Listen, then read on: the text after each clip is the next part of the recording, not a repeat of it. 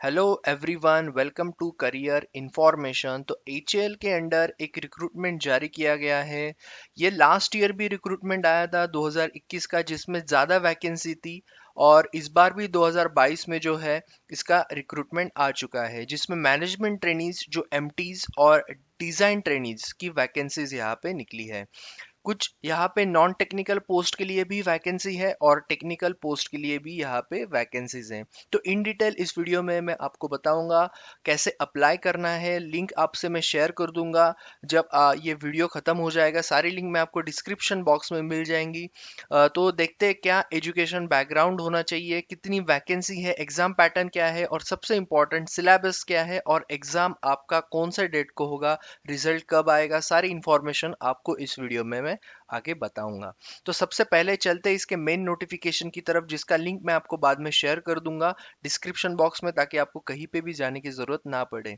तो yes, design training की जो पोस्ट है, जो तीन टेक्निकल अलग अलग पोस्ट, मतलब जो अलग अलग ब्रांचेस के लिए यहाँ पे पोस्ट है, एरोनॉटिकल, इलेक्ट्रॉनिक्स और मैकेनिकल। तो रिस्पेक्टिवली मैकेनिकल में 21 पोस्ट के लिए यहाँ पे वैकेंसी है under DT, design training. Electronics के अंडर 15 और दो वैकेंसी जो है वो एरोनॉटिकल के लिए है। एरोनॉटिकल के लिए बाकी कोई भी रिजर्वेशन के लिए यहाँ पे वैकेंसीज नहीं है, सिर्फ ओपन कैटेगरीज के लिए यहाँ पे वैकेंसी, अनरिजर्व में आप अप्लाई कर सकते हो। बात करेंगे मैनेजमेंट ट्रेनिंग टेक्निकल की। इसमें computer science, electrical, electronics, mechanical, production. तो कंप्यूटर साइंस में 4 वैकेंसी है टोटल, इलेक्ट्रिकल और इलेक्ट्रॉनिक्स में भी 4 4 वैकेंसी है, मैकेनिकल में 8 और प्रोडक्शन में 2। इसमें आपका कौन से ब्रांच में होना चाहिए, क्योंकि बहुत सारे सब ब्रांचेस के भी स्टूडेंट्स होते हैं, तो उसकी भी इंफॉर्मेशन मैं आपको आगे बताऊंगा कि कौन से ब्रांच में आप अप्लाई कर सकते हो अगर आपका सब कैटेगरीज में आता है। उसके बाद में नेक्स्ट जो है मैनेजमेंट ट्रेनिंग की जो पोस्ट है आईएमएम के लिए, उसमें इलेक्ट्रिकल, मैकेनिकल और प्रोडक्शन के लिए दो दो एक ऐसी वैकेंसीज यहाँ पे है। उसके बाद में मैनेजमेंट ट्रेनिंग सिविल के लिए 5 वैकेंसी, जो नॉन टेक्निकल का मैंने जो आपको बताया एचआर, लीगल और फाइनेंस, इसमें लगभग 5 5 वैकेंसीज यहाँ पे है। बाकी आप जिस कैटेगरी से बिलोंग करते हो, अगर उसमें आपकी वैकेंसी है तो आप अप्लाई उसमें करो, या फिर आप अनरिजर्व में भी अप्लाई कर सकते हो। ओके, उसके बाद में चलते हैं रिजर्वेशन की ओर। ओके, तो आपका जो रिजर्वेशन बेनिफिशियल आपको categories S C S T OBC या फिर पीडब्ल्यूडी या फिर ईडब्ल्यूएस को यहाँ पे रिलैक्सेशन आपको वैसा मिलेगा और उसका कट ऑफ भी अलग लगेगा। एज कैलकुलेशन में भी आपको यहाँ पे बेनिफिट दिया जाएगा। बात करेंगे सबसे पहले एजुकेशन बैकग्राउंड की, जो सबसे इंपॉर्टेंट है। तो एरोनॉटिकल डिसिप्लिन से अगर आप हो, तो ये दोनों ब्रांच में अगर आपका हुआ है एरोनॉटिकल और एरोस्पेस में, तो आप वो डिसिप्लिन में अप्लाई करने के लिए एलिजिबल हो। उसके बाद में इलेक्ट्रॉनिक्स के अंडर ये बहुत सारी ब्रांचेस आती है, जैसे कि प्लेन इलेक्ट्रॉनिक्स आता है, इंस्ट्रूमेंटेशन आता है, ई एंड आई आता है, electronics and communication, telecommunication आता है। मैकेनिकल के अंडर भी यहाँ पे प्रोडक्शन, इंडस्ट्रियल इंजीनियरिंग, मैकेनिकल, ऐसे सब ब्रांचेस है। उसके बाद में मैनेजमेंट ट्रेनिंग्स की जो पोस्ट है इलेक्ट्रिकल, खासकर वहाँ पे आपका अगर इलेक्ट्रिकल एंड इलेक्ट्रॉनिक्स भी बहुत सारे बच्चों का ग्रेजुएशन होता है, तो ई एंड आई में भी होता है जो इलेक्ट्रिकल एंड इंस्ट्रूमेंटेशन, वो भी यहाँ पे एलिजिबल है। इलेक्ट्रॉनिक्स के लिए अगेन सेम जो यहाँ पे मैंने आपको बताया।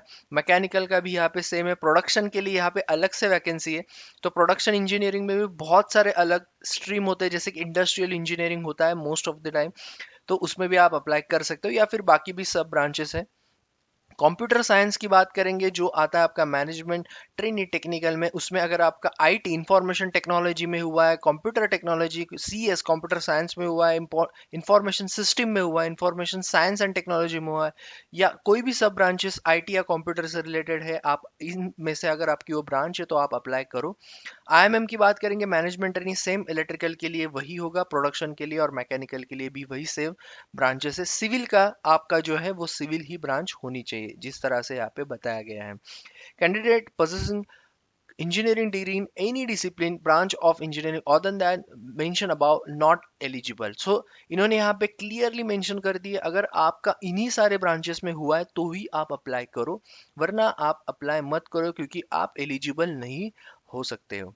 ओके, क्योंकि बाद में आपका कैंडिडेचर भी कैंसिल हो सकता है। बात करेंगे नॉन टेक्निकल्स की, तो एचआर की जो वैकेंसी है, वहां पे आपका फुल टाइम रेगुलर आपका bachelor degree with 2 years regular, MBA PG degree full time आपका होना चाहिए एचआर में, या फिर ऑर्गेनाइजेशन डेवलपमेंट, लेबर मैनेजमेंट, या फिर इंडस्ट्रियल रिलेशन, पर्सनल मैनेजमेंट, इन सारे अगर आपके स्ट्रीम्स में अगर आपका कोई भी स्ट्रीम में हुआ है तो आप एलिजिबल यहाँ पे हो। एम एस डब्ल्यू भी अप्लाई कर सकते हैं। लीगल की बात करेंगे तो bachelor of law regular full time आपका होना चाहिए, ये ध्यान रखना। 5 इयर्स का इंटीग्रेटेड कोर्स 10+2 वहाँ पे भी आप एलिजिबल हो, या फिर आपका 10+2+3+3 तो भी आप एलिजिबल हो। फाइनेंस की बात करेंगे तो CA, okay, with pass in final examination of CA ICWA from the recognise institute जो भी होगा आपका, तो आप यहाँ पे एलिजिबल हो 10+2+3 के लिए अगर आपका हुआ है। उसके बाद में एग्रीगेट परसेंटेज मार्क्स कैसे कैलकुलेट आपको करना है तो ही आप एलिजिबल हो। जैसे कि 60% आपका डिजाइन ट्रेनिंग के लिए है for open OBC and EWS category के लिए। SC ST के लिए अगर आपका एग्रीगेट जो है वो 50% है एरोनॉटिकल में, 55% है आपका इलेक्ट्रॉनिक्स में, और 55% आपका मैकेनिकल में। वैसे ही 65% आपका ओपन, और जो ओबीसी ईडब्ल्यूएस कैटेगरीज के लिए 65 सिर्फ एरोनॉटिकल के यहाँ पे 60% है। बाकी भी यहाँ पे सेम है। बाकी सारे ब्रांच के लिए सिर्फ आपका जो एचआर और लीगल उसके लिए आपका 60% 50% रिस्पेक्टिवली, बाकी के लिए 65 एंड 55% बहुत जरूरी है आपका एग्रीगेट होना, वरना आप एलिजिबल नहीं हो।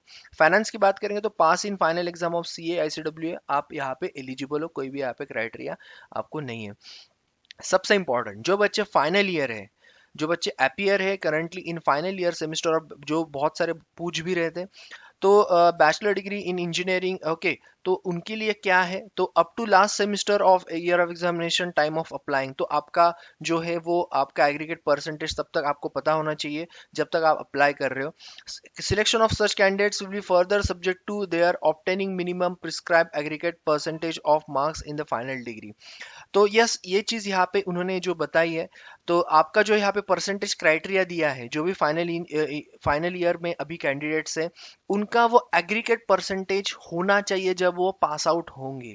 तो ये बात बहुत जरूरी है, क्योंकि यहाँ पे उन्होंने बताया कि सिलेक्शन ऑफ सर्च कैंडिडेट्स, अगर आप फाइनल ईयर में हो आपका सिलेक्शन हो जाता है, लेकिन अगर आप आपका जब डिग्री आ जाएगा उसमें आपका परसेंटेज अगर इन सारे एग्रीगेट से बाहर होगा तो आप तब भी आप एलिजिबल नहीं रहोगे। तो आपको ये भी जरूरी है, आप अगर फाइनल ईयर कैंडिडेट हो तो आपके पिछले परसेंटेज आप कैलकुलेट करके देखो, आपके आगे के जो भी सेमेस्टर बाकी होंगे, मेरे ख्याल से एक आधा सेमेस्टर ही बाकी होगा, तो आप उसको कैलकुलेट करके एक बार देख लो कि आपके उतने बन सकते हैं या नहीं, या फिर आप अप्लाई कर दो, लेकिन ट्राई करना कि आपका 65% या फिर कैटेगरी के हिसाब से 55% अबाव आपका जो है स्कोर होना चाहिए। एलिजिबल है, अप्लाई कर सकते हैं, लेकिन आपका जो है वो स्टैंड तभी होगा जब आपके मार्क्स आ जाएंगे। Candidates will have to submit documentary proof of having pass the qualifying examination with minimum prescribe aggregate percentage of marks at the time of interview. Tentatively schedule जो आपका इंटरव्यू है ड्यूरिंग द May 2022, तो अच्छा खासा time भी है। Candidates diploma जो कर रहे हैं and the respective engineering are required enter the marks in the engineering degree as qualifying marks in the online application. तो ये चीज याद रखना। उसके बाद में एज क्राइटेरिया जो मैंने आपको ऑलरेडी बताया 28 है ओपन और ईडब्ल्यूएस के लिए, बाकी 5 साल आपको SC ST के लिए रिलैक्सेशन, 3 साल आपका ओबीसी के लिए। लेकिन ध्यान रखना आपके पास डॉक्यूमेंट सारे रेडी होने चाहिए, कास्ट सर्टिफिकेट, वैलिडिटी, या फिर जो भी आपका नॉन क्रिमिनल आपका ओबीसी के लिए लगता है। पेमेंट की बात करेंगे तो फीस 500 रुपीज़ है। SC ST PWD internal candidate जो भी है उनको यहाँ पे फीस नहीं है। बाकी जो बच्चे हैं कैंडिडेट्स हैं उनको यहाँ पे 500 रुपीज़ फीस है। आपको पे कैसे करना है, डिपॉजिट करना है, यहाँ पे अकाउंट नंबर दिया है, अकाउंट नेम भी दिया है, SBI का ये अकाउंट है, यहाँ पे आपको पे करना है। रिफंड नहीं होगा वंस यू अप्लाइड, तो ये चीज़ याद रखना। रजिस्ट्रेशन प्रोसेस की बात करेंगे तो उसके बारे में आपको बताने से पहले मैं आपको लिंक बता देता हूँ कहाँ से आपको अप्लाई करना है। ये है उसका लिंक जहाँ से आपको अप्लाई करना है। आप पहले पोस्ट आपकी जो अप्लाई करना है आपको, वो पोस्ट पे आप क्लिक करो और वहां से आप अप्लाई कर सकते हैं। So you are eligible to apply for one of the below mention post, therefore select the post you most suitable for and want to apply. तो एक पोस्ट को आपको अप्लाई करना है तो अच्छे से सिलेक्ट करो, क्योंकि बहुत सारा कंफ्यूजन है टेक्निकल्स के लिए। ओके, तो आप यहाँ से अप्लाई कर सकते हो, लेकिन अप्लाई करने से पहले आपको क्या क्या चीजें चाहिए वो मैं आपको बता देता हूँ। इसका लिंक भी मैंने आपको शेयर कर दिया डिस्क्रिप्शन में, और PDF का भी कर दिया, तो दोनों लिंक आपको अवेलेबल है। बाकी आप वीडियो भी देख सकते हो बार बार अगर कोई कंफ्यूजन है तो। यस, आपका मेल आईडी, फोन नंबर तो चाहिए। पासपोर्ट साइज फोटोग्राफ जो आपको हमेशा लगता है अभी फॉर्म फिलअप करते टाइम पे। उसके बाद में educational details like semester wise marks वगैरह, क्योंकि आपका एग्रीगेट बहुत जरूरी है। अगर आप एम्प्लॉय हो तो आपके एम्प्लॉयड की डिटेल्स भी यहाँ पे जरूरी है। 9 तारीख से फॉर्म फिलअप करना शुरू हो चुका है, मतलब कल से ही। और 2 मार्च तक आपको फॉर्म फिलअप करने हैं। ऑफलाइन नहीं, ऑफलाइन सॉरी ऑनलाइन ही आपको अप्लाई करना है। सो आपको कोई भी वहाँ पे ऑफलाइन फॉर्म नहीं भेजना है। स्टेप 1, आपको क्या करना है, रजिस्ट्रेशन करना है। जैसे आप कोई भी इस पे आप क्लिक करोगे पोस्ट पे, उसके बाद में आपको जो भी है आपके एलिजिबिलिटी, जो भी आपके डिटेल्स है आपको फिल करने हैं, आपका अपलोड करना है फोटोग्राफ भी। आप जब भी आप अच्छे से अप्लाई करो, क्योंकि एडिट ऑप्शन जो है आपको मिलेगा जब आप फाइनल अप्लाई कर दोगे, तो आप एडिट नहीं कर सकते, तो ध्यान से अप्लाई करो। उसके बाद में yes, candidates are required to deposit fees, जो भी होगा। एससी एसटीज के लिए फीस नहीं है, जैसे मैंने आपको बताया है। बाकी सारी चीज़ें आपको अमाउंट पे वगैरह करना है, और आपको फॉर्म फिलअप वहाँ पे करना है। ओके, तो इतना ही है, ज़्यादा आपको कुछ अपलोड नहीं करना है मेरे ख्याल से। सिर्फ आपका इम्पोर्टेंट जो है वो आपका है फोटोग्राफ। सिलेक्शन प्रोसेस जो लास्ट ईयर भी था वैसे ही लगभग है यहाँ पे। So all India based online selection test आपका होगा। Candidates who fulfil the eligibility criteria, online selection test के लिए उनको बुलाया जाएगा। Candidates are required to appear for online selection test at their own expenses, तो ये तो खैर होता ही है।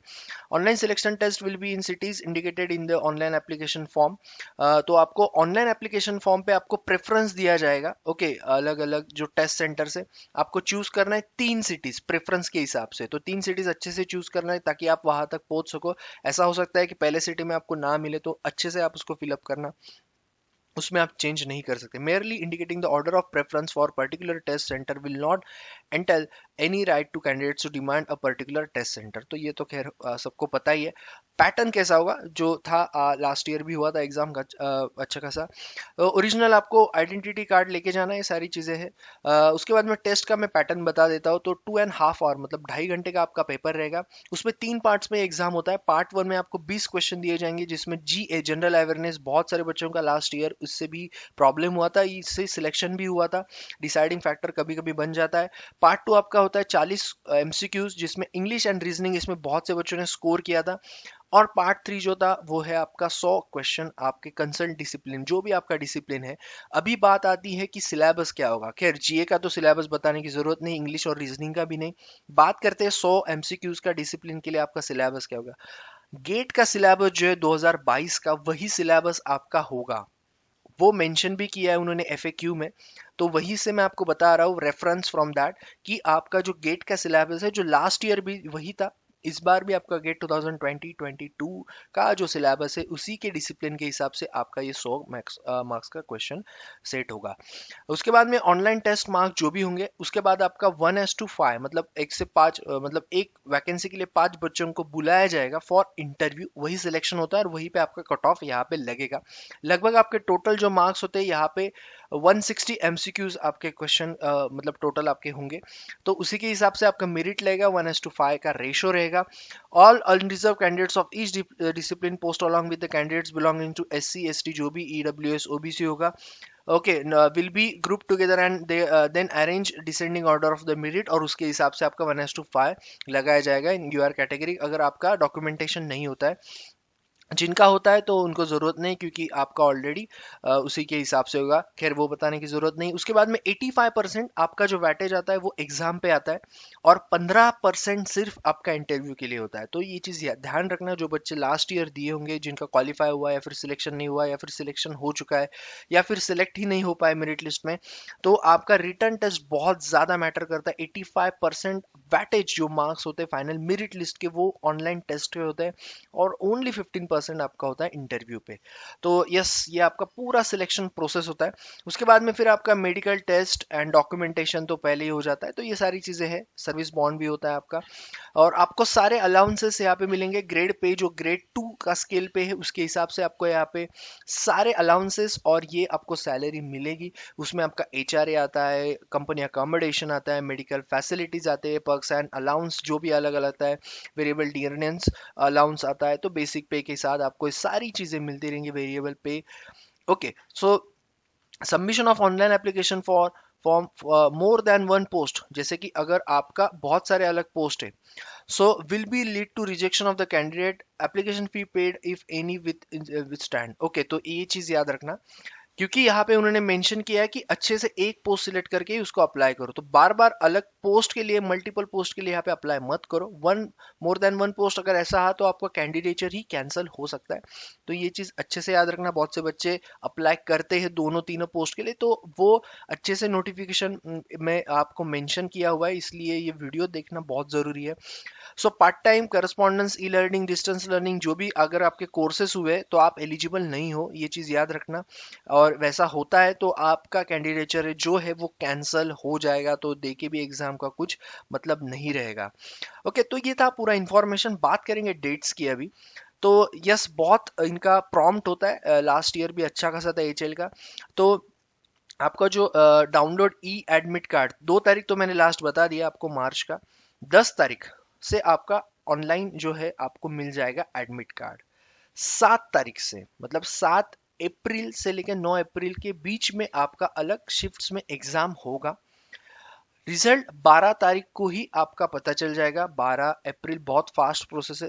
13 तारीख को ही आपका जो है इंटरव्यू कॉल लेटर आ जाएगा।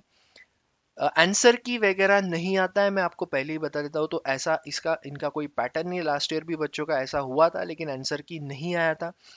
इंटरव्यू जो होगा वो आपको लगभग 4 मई से लेके 6 मई के बीच में आपका 2022 में होगा।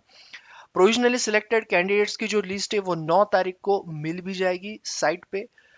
ऑफर लेटर, मतलब जो प्रोविजनल ऑफर लेटर है, 12 तारीख को, 12 मई को आपको मिल जाएगा जो भी बच्चे सिलेक्ट होंगे। उसके बाद में एचएल के जो हॉस्पिटल्स है प्रीमाइसिस में, उसमें आपका मेडिकल टेस्ट होगा प्री एम्प्लॉयमेंट, जो 14 से लेके 20 के अंदर होगा।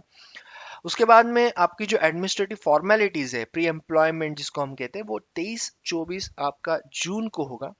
ओके, तो क्योंकि मेडिकल टेस्ट को टाइम लगता है तो 14 मई से लेके 20 जून तक ये चलता रहेगा, क्योंकि बहुत सारे कैंडिडेट्स का होता है। और उसके बाद आपका 23 तारीख से 24 तारीख तक आपका डॉक्यूमेंटेशन का फॉर्मेलिटी होगा, जो ऑलरेडी आपके चेक कर चुके होंगे।